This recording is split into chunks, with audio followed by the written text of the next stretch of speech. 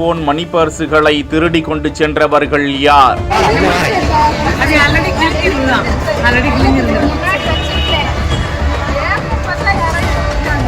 ஒரு பக்கம் சிங்கப்பெண் அதிரடிப்படையின் விழிப்புணர்வு எச்சரிக்கை.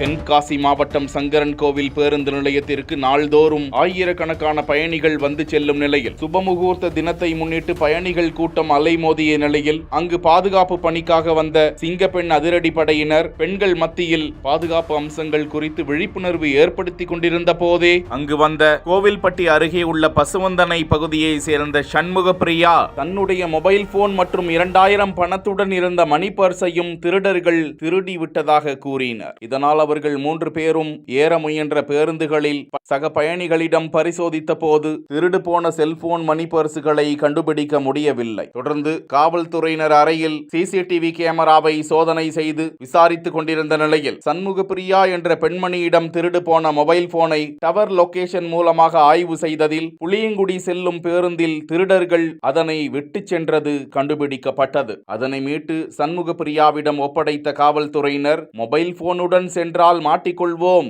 என்ற அச்சத்தில் திருடர்கள் விட்டு சென்ற நிலையில் சிங்கப்பெண் சிறப்பு அதிரடிப்படை போலீசாரிடம் புகார் அளித்ததன் பெயரில் விசாரணையில் இறங்கிய சிங்கப்பெண் காவல்துறையினர் திருநெல்வேலி பகுதியை சேர்ந்த கண்ணன் என்கிற அந்தோணி 23 வயதுடைய அந்த இளைஞரை கைது செய்த சிங்கப்பெண் சிறப்பு அதிரடிப்படையினர் சங்கரன்கோவில் நகர காவல்துறையினரிடம் ஒப்படைத்து நீதிமன்றத்தில் ஆஜர்படுத்தி பாளையங்கோட்டை சிறையில் அடைத்தனர். செய்திகள் குறித்த உங்களது கருத்துக்களை கமெண்ட் செக்ஷனில் பதிவிடவும்.